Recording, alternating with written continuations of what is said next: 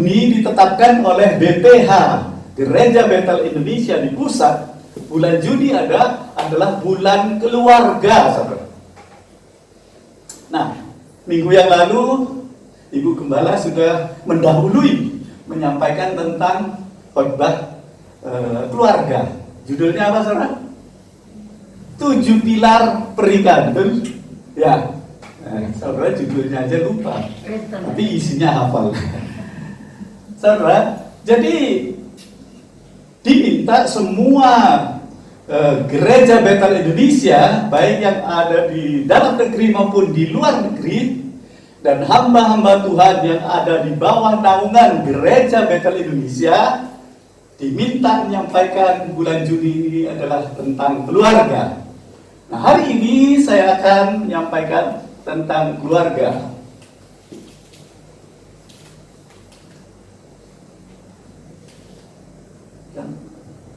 Nah, ya.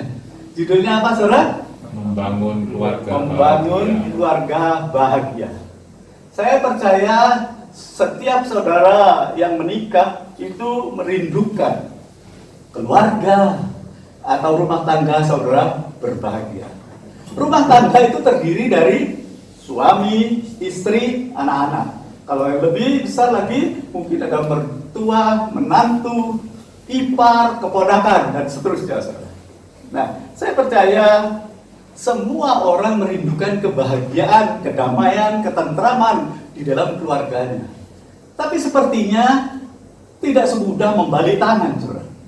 Berapa banyak saya lihat keluarga-keluarga Kristen itu yang berdebat, bertengkar, saudara. Kemudian banyak yang membenci juga. Itu karena ada apa? Keegoisan, tidak suka mengalah, tidak suka mengampuni, saudara. Jadi kalau saudara ingin melihat keluarga-keluarga saudara kuat, kokoh, mengalami kebahagiaan, diberkati oleh Tuhan, saudara, kita harus menurut apa yang dikatakan oleh firman Tuhan. Jadi bagaimana membangun keluarga bahagia? Kita akan melihat, saudara, kita akan mempelajari dalam Mazmur 128 ayat 1 sampai ayat yang ke-6, ya. Bagaimana membangun keluarga yang bahagia? Kita membaca Mazmur 128 ayat 1 sampai ayat yang ke-6. Demikian firman Tuhan. Berbahagialah setiap orang yang takut akan Tuhan, yang hidup menurut jalan yang ditunjukkannya. 2. Apabila engkau memakan jerih payah tanganmu, berbahagialah engkau dan baiklah keadaanmu. 3. Istrimu akan menjadi seperti pohon anggur yang subur di dalam rumahmu, anak-anakmu seperti tunas pohon zaitun di sekeliling mejamu. 4. Sesungguhnya demikianlah akan diberkati orang laki-laki yang takut akan Tuhan. 5. Kiranya Tuhan memberkati engkau dari Sion, supaya engkau melihat kebahagiaan Yerusalem seumur hidupmu. 6. Dan melihat anak-anak dari anak-anakmu damai sejahtera atas Israel. Saudara yang dikasihi oleh Tuhan, kita akan belajar hari ini bagaimana kita bisa membangun keluarga yang berbahagia. Dari Mazmur 128 ayat 1 sampai 6 ini kita bisa mempelajari, saudara, bagaimana kita bisa membangun keluarga bahagia, ya. Yang pertama, saudara, ya, ayat 1 tadi berkata, berbahagialah setiap orang yang takut akan Tuhan, yang hidup menurut jalan yang ditunjukkannya. Berarti, saudara, ada dua hal di sini yang sangat penting jika saudara ingin melihat keluarga saudara berbahagia. Yang pertama apa? Takut akan Tuhan. Yang kedua, saudara, taat akan firman Tuhan. Dikatakan yang hidup menurut jalan yang ditunjukkannya, artinya taat akan firman Tuhan. Saudara yang dikasihi oleh Tuhan, kita akan melihat yang pertama adalah takut akan Tuhan. Takut akan Tuhan itu merupakan permulaan hikmat. Amsal 1 ayat yang 7 berkata, Takut akan Tuhan itu adalah permulaan hikmat. Kalau saudara ingin dapat hikmat, katanya mintalah kepada Dia, Yakobus 1 ayat 6 seterusnya, mintalah kepada Dia, Tuhan yang memberikan hikmat kepada kita. Nah, orang yang takut akan Tuhan itu tidak akan berbuat macam-macam, saudara.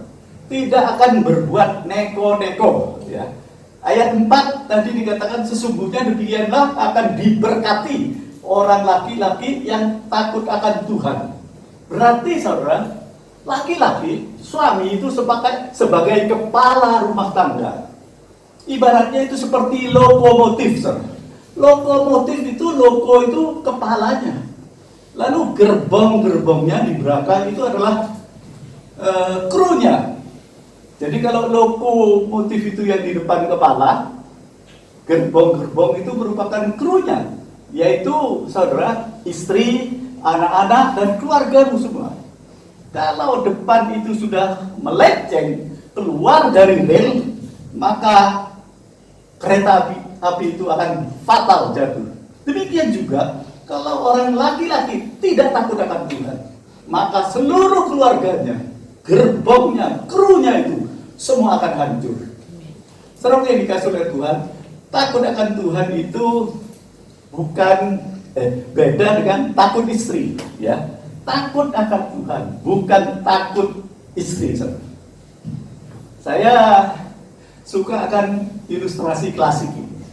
Ada seorang raja yang ingin tahu apakah warganya itu takut akan istri atau tidak. Kemudian dikumpulkan semua di sebuah lapangan yang besar. Kemudian raja ini mulai tanya, "Hai kamu semua, laki-laki, siapa di sini yang takut akan istri?" Geruduk. Di sebelah kanan pindah semua ke kiri. Raja ini berkata, siapa yang tidak takut istri tetap di kanan. Dan ternyata semua lari ke kiri. Takut istri semua, saudara. Wah, cuma ada satu, saudara, yang di sebelah kanan. Rajanya berkata, nah ini hebat. Saya ingin belajar kepada dia. Dipanggillah dia. Hei kamu yang di sebelah kanan, maju. Lalu majulah pria ini. Raja bertanya, apa benar kamu tidak takut sama istri, kok kamu berdiri di sebelah kanan? Ampun Baginda Raja, waktu saya berangkat tadi, istri saya berpesan, apapun yang dikatakan oleh Raja, kamu harus tetap di sebelah kanan. Tahu saudara? Jadi dialah yang pertama takut akan istri. Nah, takut Tuhan itu, saudara, bukan takut kepada istri. Ya. Kalau ada istilah isti, ISTI, itu ikatan suami takut istri. Tapi saya harap di sini tidak ada yang isti, tidak takut istri, tapi takut Tuhan. Amin. Kita semua di sini adalah ISSI, ikatan suami sayang istri. Amin. Ya. Tanya istri saya, kemana saja dia minta diantar, saya selalu berusaha, saudara, untuk memenuhi. Saya bukan takut istri, tapi saya sayang istri. Ke pasar saya antar, saya nunggu di mobil, dia belanja. Ya. Pokoknya apapun dia mau perlu beli sesuatu, saya selalu memenuhinya. Sekali lagi, bukan takut istri, tapi sayang istri. Setuju, saudara? Saya harapkan semua jemaat GBI Goshen Core semua takut akan Tuhan, bukan takut istri, tapi sayang istri. Amin. Ya, puji Tuhan. Nah, saudaraku yang dikasihi oleh Tuhan, jika saudara sekarang takut akan Tuhan, nanti kalau ketemu Tuhan, saudara tidak akan takut. Tetapi kalau sekarang saudara tidak takut Tuhan, nanti ketemu Tuhan, saudara akan takut. Camkan ini, saya lagi ya. Jikalau sekarang saudara tidak takut Tuhan, nanti ketemu Tuhan, saudara akan takut. Tetapi kalau sekarang saudara takut akan Tuhan, nanti saudara tidak akan ketemu Tuhan, tidak akan takut. Itu sebabnya saudara yang dikasihi oleh Tuhan, ketika kita hidup di dunia ini, mari kita takut akan Tuhan. Orang yang takut akan Tuhan pasti dibela oleh Tuhan, sebab dia mengandalkan Tuhan. Walaupun terjadi pandemi COVID, resesi global, ada badai, taufan di dalam kehidupan kita, apapun saudara, kita tidak akan takut karena kita tahu Tuhanlah pembela kita. Amin. Jika Allah di pihak kita, siapa yang bisa melawan kita? Amin. Mari yang setuju kita tepuk tangan yang menjawab Tuhan. Haleluya. Saudara yang dikasihi oleh Tuhan, orang yang takut akan Tuhan itu menjadi umat kesayangan Tuhan. Kita melihat saudara, ya, di dalam Maliaki 3 ayat 16 sampai 18. Maliaki 3 ayat 16 sampai 18 dikatakan, beginilah berbicara satu sama lain orang-orang yang takut akan Tuhan. Tuhan memperhatikan dan mendengarnya. Sebuah kitab peringatan ditulis di hadapannya bagi orang-orang yang takut akan Tuhan dan bagi orang-orang yang menghormati namanya. Ya. Ayat yang ke-17 dikatakan, mereka akan menjadi apa, saudara? Mereka akan menjadi milik kesayanganku sendiri, firman Tuhan semesta alam, pada hari yang kusiapkan. Aku akan mengasihani mereka sama seperti seorang menyayangi anaknya yang melayani dia. 18. Maka kamu akan melihat kembali perbedaan antara orang benar dan orang fasik, antara orang yang beribadah kepada Allah dan orang yang tidak beribadah kepadanya. Jadi kalau saudara ingin memiliki keluarga yang bahagia diberkati oleh Tuhan, resep kunci yang pertama adalah takut akan Tuhan.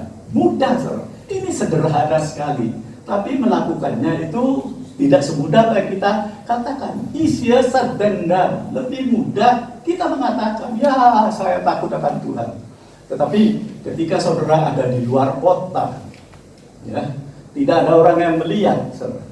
Nah, itu adalah ujian.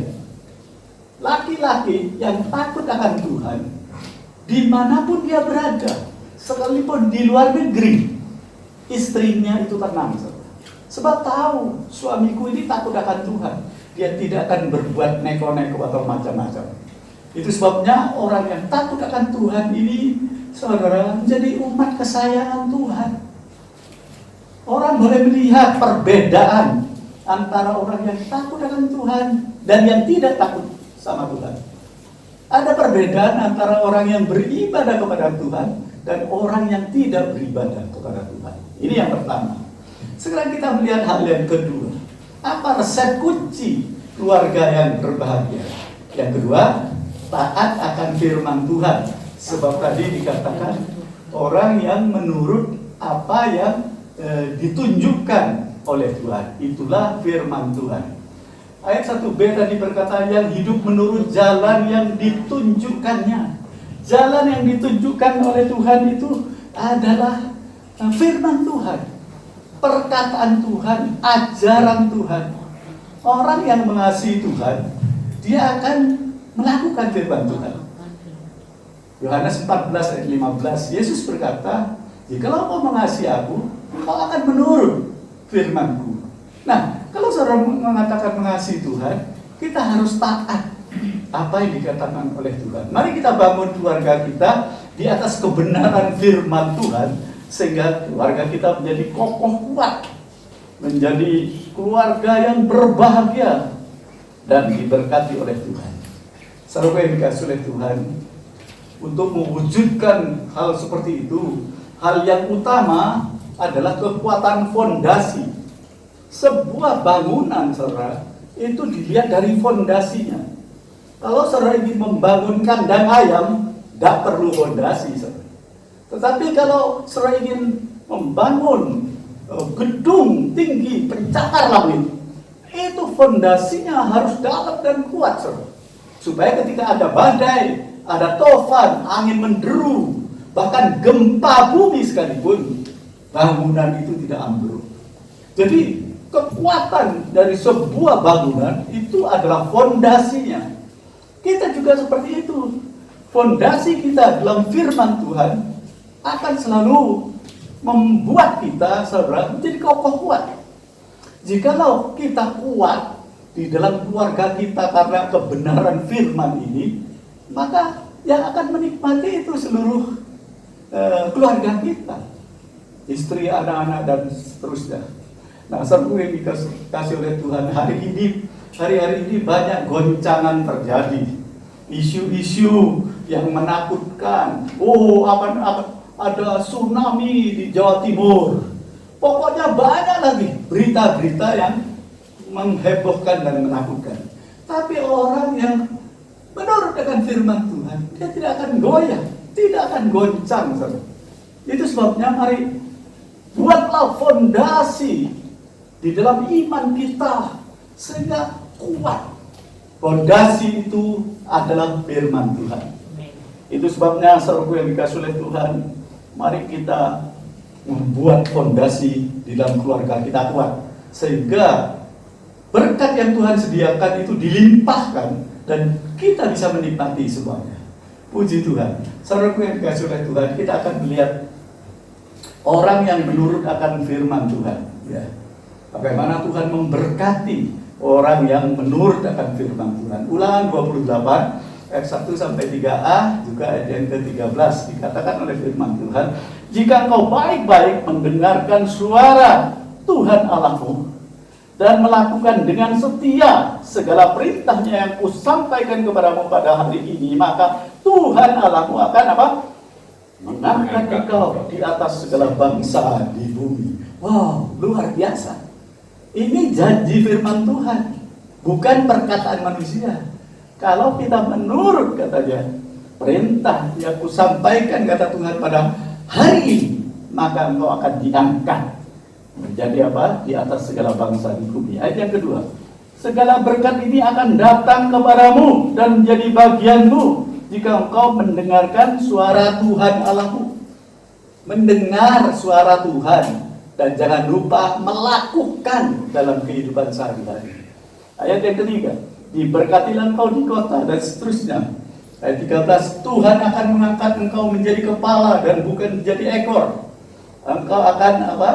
Tetap naik dan bukan turun apabila engkau mendengarkan perintah Tuhan Allahmu yang kusampaikan pada hari ini, engkau lakukan dengan setia. Saudaraku yang dikasihi oleh Tuhan, sepertinya mudah untuk mendengar firman Tuhan dan melakukan. Tetapi itu harus melalui proses. Bahkan ada hal-hal yang membuat kita tidak bisa taat. Tapi saya yakin dan percaya orang yang mengasihi Tuhan, dia akan taat apa yang dikatakan oleh Tuhan. Nah, kalau saudara ingin berbahagia, saudara, Yesaya 48 ayat 18 berkata, Yesaya 48 ayat 18 dikatakan, sekiranya engkau memperhatikan perintah-perintahku, maka apa? Damai sejahteramu akan seperti sungai yang tidak pernah kering, dan kebahagiaanmu akan terus berlimpah seperti gelombang-gelombang laut yang tidak pernah berhenti. Saudara, firman Tuhan berkata, jikalau engkau menurut, jikalau engkau memperhatikan perintahku dan melakukannya, kita akan mengalami itu, saudara. Ya, damai sejahtera yang tidak pernah kering, seperti sungai. Sungai itu tidak akan pernah kering, selalu ada airnya, walaupun musim kemarau, saudara.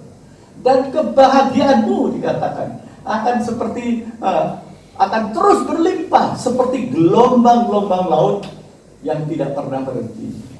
Beberapa tahun yang lalu saya diberi kesempatan oleh Tuhan berlibur di Pulau Lombok bersama istri saya.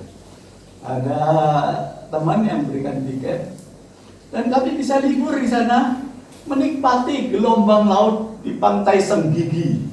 Wah, saudara, gelombang itu tidak pernah berhenti, terus berkejar-kejaran. Nah, itu seperti itulah kebahagiaan kita akan terus menerus, saudara. Tidak pernah berhenti. Ini janji firman Tuhan dan pasti digenapi. Kalau saudara ingin bahagia dalam keluarga saudara, hidup harmonis, rukun, ya, Dikatakan oleh Mazmur 133 ayat yang pertama, how happy, how pleasant if God's people to live together in harmony.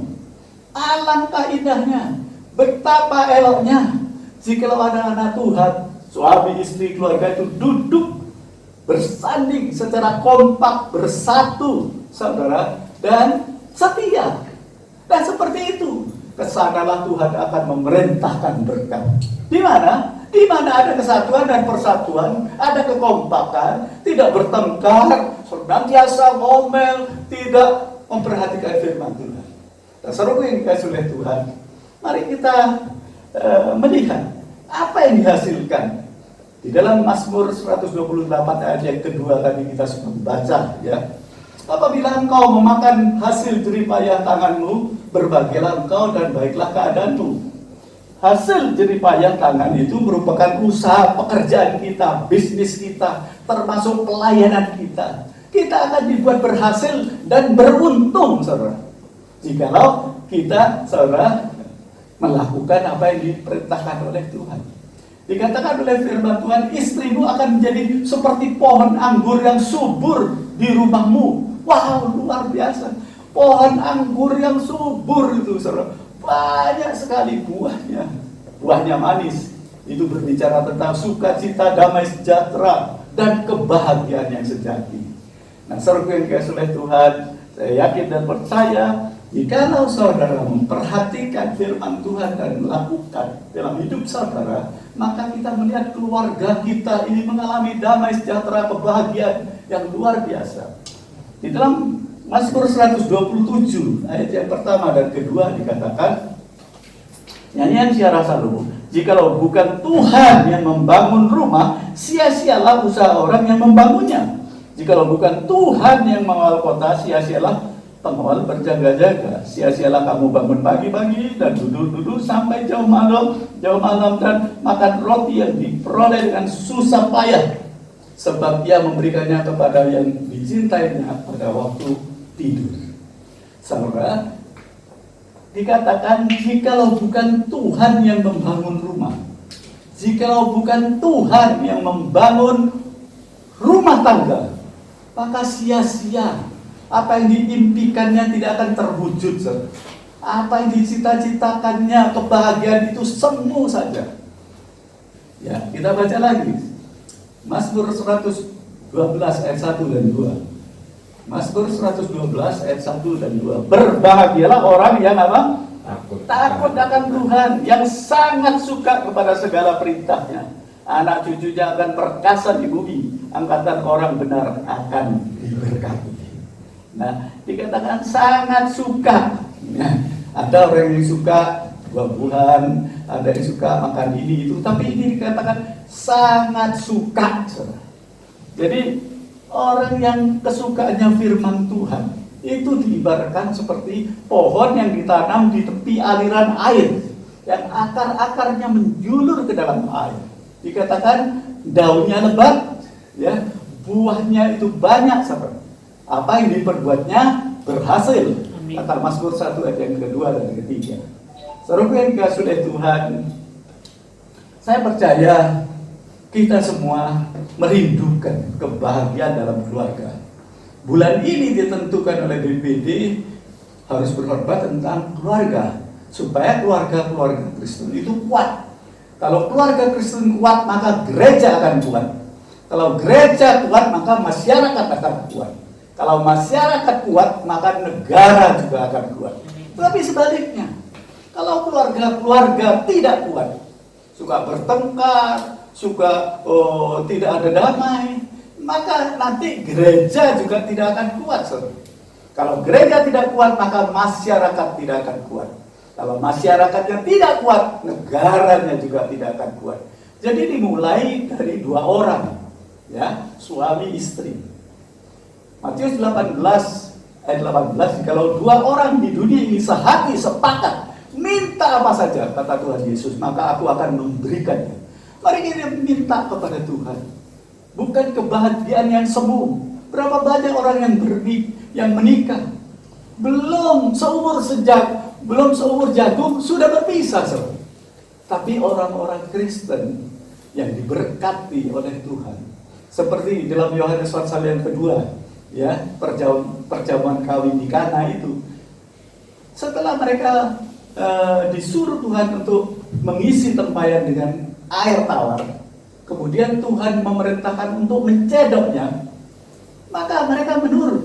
Ini air tawar. Kok suruh diberikan ke pemimpin pesta? Tapi mereka taat, menurut. Dan apa yang terjadi, saudara, bahwa air tawar itu berubah. Mujizat Tuhan menjadi air anggur yang manis.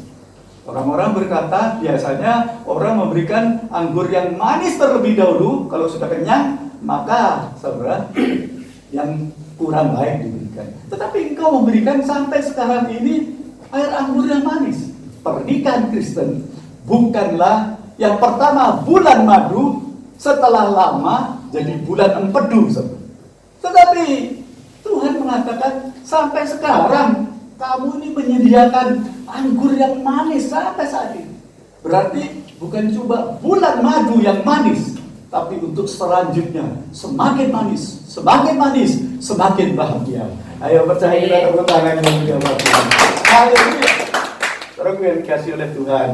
Selanjutnya di dalam ayat yang kelima dan 6 tadi dikatakan, Mazmur 128, kiranya Tuhan memberkati engkau dari Sion, supaya engkau melihat kebahagiaan Yerusalem seumur hidupmu, dan melihat anak-anak dari anak-anakmu, berarti cucu, bahkan cicitnya nanti, damai sejahtera atas Israel. Saudaraku yang dikasih oleh Tuhan, kita bersyukur karena Tuhan mengingatkan kepada kita di bulan ini, keluarga-keluarga Kristen harus kuat, bukan cuma kokoh menghadapi badai tofan, tapi di dalamnya ada kebahagiaan yang luar biasa. Amin, saudara. Oh, puji Tuhan, saya sudah sampai kepada kesimpulan. Tema kita hari ini adalah apa, saudara? Membangun keluarga bahagia. Bagaimana kita bisa membangun keluarga bahagia? Resepnya mudah, saudara. Cuma takut akan Tuhan dan taat akan firman Tuhan. Masukkan dalam roh saudara bahwa cuma ini, takut akan Tuhan dan taat kepada firman Tuhan. Saya yakin dan percaya keluarga semua diberkati dengan kebahagiaan dan diberkati Tuhan.